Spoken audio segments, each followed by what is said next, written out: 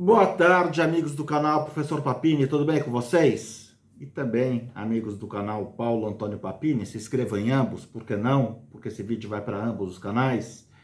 Vamos conversar hoje, e olha, eu acho que esse vídeo, ele me deu a ideia de criar um quadro permanente aqui no canal sobre o direito da saúde. É importante de falar, né?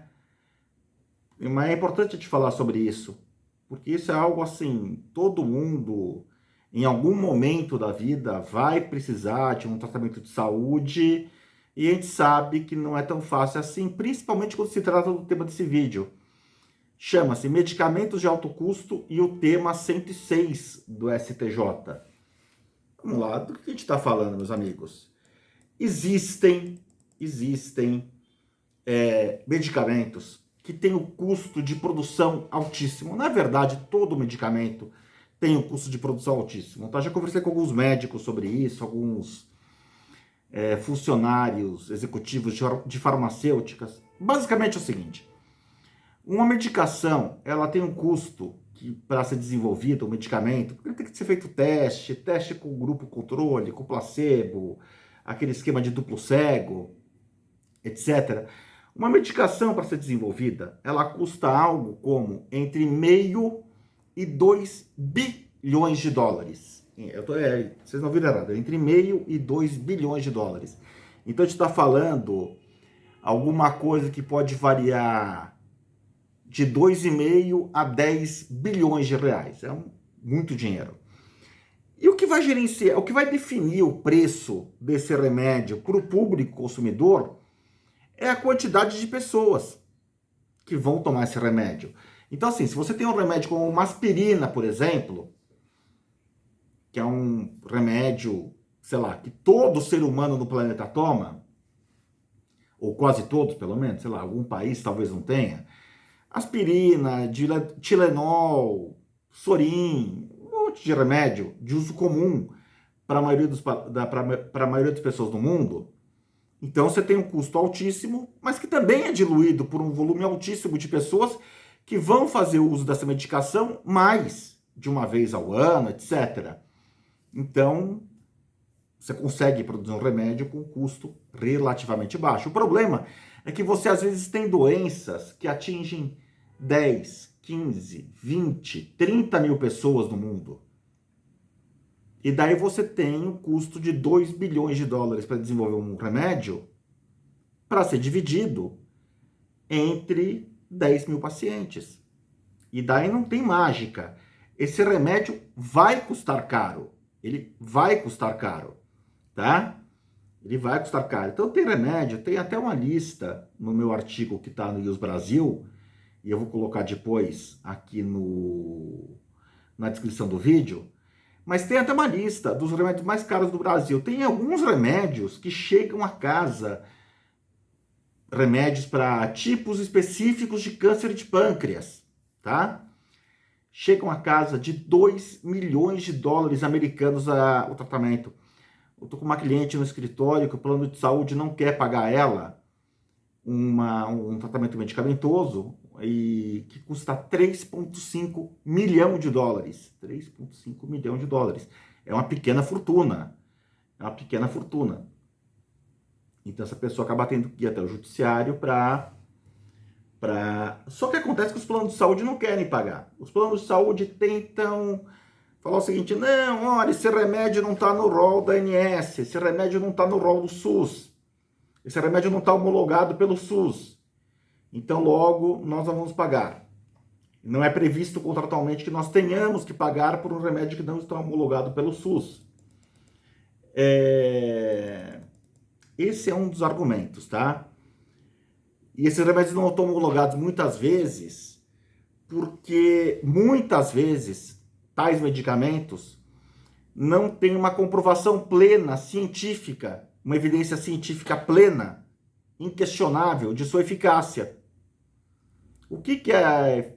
Porque assim, apenas a estatística, um volume X de pessoas tomou remédio, esse volume teve benefício, isso por si só não caracteriza uma eficácia científica plena. uma garantia científica plena de eficácia? Você tem que fazer trabalhos de mestrado, de doutorado sobre essas questões, colocar o remédio, aquilo que se chama duplo cego. Então você tem que verificar. O que é o duplo cego? Pacientes se submetem ao protocolo com aquele remédio experimental. Uma parte desses pacientes vai tomar o placebo e tanto o médico quanto o paciente não sabem que estão tomando placebo. O que é o placebo? Está tomando uma pílula de farinha, tá? Qual que é a ideia disso? Verificar se o paciente que está tomando placebo também apresenta melhora. Se de repente um volume grande de pacientes que está tomando placebo apresentar a mesma melhora que apresentaram os pacientes que estão tomando o remédio original, talvez a cura da moléstia, o efeito benéfico, não seja necessariamente do remédio. Então, para isso que você tem que fazer uma pesquisa gigantesca. E esse tipo de pesquisa é cara, meus amigos, tá? Por exemplo, um aluno de doutorado, ele vai custar mais ou menos, entre bolsa de estudos, etc., para se dedicar a esse tipo de tema, alguma coisa como 5 a 10 mil reais por mês. E esse dinheiro tem que sair de algum lugar. Esse dinheiro vai ter que sair de algum lugar. Nem sempre o doutorado é feito numa universidade pública. E mesmo quando é feito numa universidade pública, também é recurso público que está sendo gasto. Tá? Então, só que aí que tá. Até você conseguir essa certeza científica plena da eficácia, não se demora menos que 5 anos. Não se demora menos que 5 anos. Muitas vezes, frequentemente, se demora mais do que 5 anos. Só que com frequência você tem remédios que, apesar de você não ter feito, ainda não ter nenhum grande estudo, com grupo controle, com duplo cego, etc., se sabe que ele tem eficácia em alguns tratamentos. Vou dar um exemplo. Vocês que estão aqui no canal, viram o filme Clube de Compras Dallas? Então, o AZT, que é o remédio em discussão no filme, o AZT, a época do filme, o filme se passa no final dos anos 80, se a memória não falha, o AZT não tinha essa eficácia científica plena. O que se sabia é que os pacientes portadores de HIV, aqueles que tinham AIDS, porque a AIDS é quando a doença desenvolve. A pessoa pode ser portadora de HIV e quando a doença começa a apresentar os sintomas, daí chama-se AIDS, que é a síndrome da imunodeficiência adquirida. Tá? Os pacientes que tinham AIDS, quando tomavam HIV, eles tinham melhora nos sintomas. Voltavam a engordar, voltavam a ter apetite, o sistema imunológico voltava a funcionar melhor, ganhavam massa muscular. Por muito tempo, a certeza científica que existia sobre a eficácia do HIV era apenas e tão somente a estatística. Os pacientes que tomam têm sobrevida melhor, têm aspectos de melhora de saúde maior do que aqueles que não tomam. Ponto final. Por muito tempo, não tinha um grupo duplo cego, ou estava se fazendo ainda algum grupo duplo cego, mas como eu falei, esse tipo de estudo demora. E você não faz esse tipo de estudo com um paciente, com 1.000, 2 pacientes. Não, você faz com alguns milhares de pacientes. E por que chama duplo cego? Só eu estava falando, eu não concluí o raciocínio. Por que chama duplo cego? Porque nem o médico, nem o paciente que aceitam entrar no grupo sabem se estão tomando placebo ou não. Por isso chama duplo cego, tá? Para que você não tenha uma indução de resultado nem nada. E o outro argumento dos planos de saúde é que obrigar o plano de saúde, por exemplo, a custear um tratamento caríssimo e não previsto em contrato, importaria um significativo aumento da sinistralidade. O que é o custo do plano de saúde? Olha, você vai colocar 10 pessoas para tomar remédio, cada uma delas que custa 2 milhões de reais, é dinheiro. Esse dinheiro tem que sair de algum lugar e eu concordo que tem que sair de algum lugar.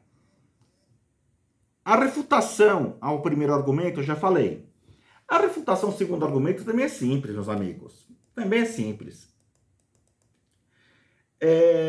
Primeiro, vamos falar da questão contratual. Um plano de saúde é o que se chama contrato de trato sucessivo. O que é um contrato de trato sucessivo? É um contrato para viger por muito tempo, tá? Então você, em tese, assina um contrato de plano de saúde com 20 anos, e aquele contrato que você assinou aos 20 anos de idade, talvez você tenha que começar a usá-lo aos 60, aos 55, ou seja, 35 ou 40 anos após você ter firmado o contrato, você vai ter que usar o contrato. Para ter uma noção do que é isso. Um contrato de financiamento de imóvel, em 30 anos ele acaba. O contrato de plano de saúde, muitas vezes após acabar o contrato de financiamento de imóvel, daí você vai ter que começar a usar o plano de saúde. Que é o ciclo da vida humana, né?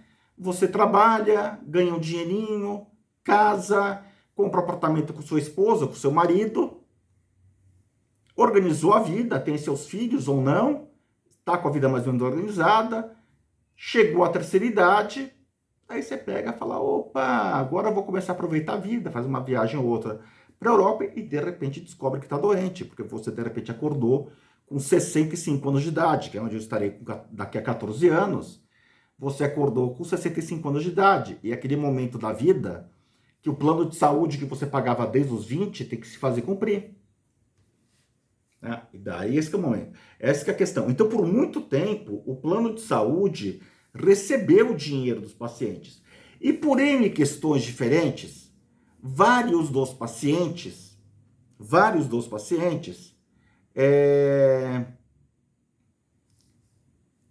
como é que se diz? Não vão usar aquele serviço de saúde. Por quê? Alguns deles porque morreram de acidente de carro no meio do caminho, ou no país violento como o Brasil, morreram em assaltos e coisas que o valham. Outros, porque simplesmente, meu caso foi exatamente esse. Eu resolvi mudar de plano de saúde. O meu plano de saúde, no meu entender, era muito caro para o que ele oferecia, tá? Eu estava pagando R$ 3.000 ao mês e eu optei por um plano de saúde focado em pessoas acima dos 49 anos de idade, que custa R$ 900 ao mês, né? Então, por 20 anos da minha vida que eu paguei um plano caríssimo, esse dinheiro eu perdi. Não existe a possibilidade de eu processar a Qualicorp Bradesco e falar assim, olha, como eu não usei o plano, eu lembro que eu não sou aquele tipo de cliente, paciente que gosta de ficar indo fazer exame à toa. As pouquíssimas vezes que eu usei o plano foi por necessidade mesmo, mas eu não tive nenhuma doença grave. Graças a Deus, minha saúde é boa. Então, assim, as pouquíssimas vezes que eu usei o plano, com certeza eu dei muito lucro para a Qualicorp Bradesco. E tem um detalhe importante daí para a gente falar, hein? A gente tem que colocar aí uma conta interessante. Boa parte das operadoras de saúde, como a Qualicorp, pertencem a bancos. A Qualicorp pertence ao Bradesco. Boa parte das operadoras de saúde pertencem a bancos. Ou tem um CNPJ de banco, ou também são instituições financeiras. E por que eu estou falando isso? Porque não existe uma lei que obrigue a operadora de saúde a aportar todo o recurso que ela recebe na operação plano de saúde. Como um banco, ela pode gerir da melhor forma possível. Então, por exemplo, a Unimed investe dinheiro no Fluminense Futebol Clube, porque ela entende que o futebol traz um retorno financeiro, então ela compra a passe de jogador. O Fred, quando jogava no Fluminense, não me falha a memória, alguém pode me corrigir se eu estiver falando bobagem, mas eu acho que não. O Fred era pago pela Unimed. O Fred, o centroavante, que jogou na Copa de 2014. Ele era pago pela Unimed. Ele foi, inclusive, artilheiro em 2009. Eu tô lembrando disso agora, tá? Vocês que não conhecem o Paulo Papini, saibam que o Paulo Papini tem memória boa mesmo. Não tem que ficar decorando o texto antes de fazer o vídeo ou live. Então, assim, simplesmente a Unimed tomou a decisão empresarial de investir uma parte dos valores recebidos em jogadores de futebol, porque também é algo que dá muito dinheiro. Tá? Deixa eu dar uma pausa, tomar uma água. Então, nada impede, por exemplo, que a Qualicorp pegue o dinheiro que o Paulo Papini pagou a ela, pegue metade desse dinheiro, 1/3 desse dinheiro, e coloque no Bradesco, para que o Bradesco empreste a juros compostos de 3, 4, 5, 6% ao mês, tá? O Bradesco empresta esses juros compostos, meus amigos, faça uma conta de juros compostos de R$ 3.000 ao mês por 30 anos a 5%, dá uma pequena fortuna. Tá? Então, assim, essa historinha de que, ai meu Deus do céu, eu vou quebrar, vai aumentar a sinistralidade. Bobagem, isso é bobagem. Isso é mentira, tá? Isso é mentira para enganar bobo. Porque assim, elas têm muito lucro, e tem que ter muito lucro mesmo, tá? E a operação se paga com uma margem considerável de lucro ainda. Tanto dizer que o Bradesco não quer vender a Qualicorp, com certeza não quer. E se o plano de saúde chega num ponto de começar a comprar jogador de futebol para revender, é porque também está tendo muito lucro. Então, assim, essa história de, não, a conta não fecha, não, fecha, não tem. Essa suposta incapacidade financeira, aumento de sinistralidade, é algo que não convence, Depois eu vou colocar aqui um vídeo que explica como é que você faz conta de juros compostos, mas assim, a forma de crescimento de uma dívida com juros compostos é algo surreal. E com um detalhe, por norma do Banco Central, todo banco, quando toma calote do cliente, ele pode abater este calote com prejuízo do imposto de renda. Então, tem que pagar R$ 1.000. Mas o João da Silva me deu R$ 500 de prejuízo. Então eu vou... Já pensou se o advogado pudesse colocar no meu imposto de renda os honorários que não me pagaram, as pessoas que ficaram me devendo dinheiro? Nossa, eu estava feliz. Eu até gostar, eventualmente, olha, que alguém não me pagasse honorário, porque, tudo bem, tá tranquilo. É o que eu desconto. Então, em razão disso tudo que eu estou falando, se formou um sólido entendimento na justiça em torno, e esse entendimento foi cristalizado pelo tema 106, de que planos de saúde são sim obrigados a fornecer remédio, ainda que não constem do rol do SUS, desde que haja uma comprovação fundamentada por meio de laudo médico, expedido pelo médico que assiste o paciente, obviamente, da necessidade daquele remédio em específico, e bem como da ineficácia em comparação àquele outro dos remédios oferecidos pelo SUS ou prescritos pela ANS. Segundo, a incapacidade financeira de arcar com o custo do remédio prescrito. E terceiro, a existência do registro apenas do medicamento na Anvisa. Mas mesmo em relação a isso, tem jurisprudência que fala que até isso pode ser desnecessário, pode ser suprida pela declaração do médico. Tá? E tem que ser um médico de família, não é qualquer médico, naquele médico que você vai no centro de São Paulo, atestado médico para... Não é esse médico. Tá? É isso, meus amigos. A gente vai continuar falando sobre esse tema, porque esse é um tema muito importante. São ações que têm que ser feitas com extremo cuidado. A gente conseguiu uma liminar recentemente sobre um caso desse no escritório. Foi esse caso do remédio de R$3,5 milhões, porque, assim, literalmente é uma ação onde o advogado, quando cuida de uma ação dessas, ele está com a vida do cliente nas suas mãos. Literalmente. Não é força de expressão. Tá legal? Por hora é isso. Um grande abraço a todos e até o próximo vídeo. Valeu!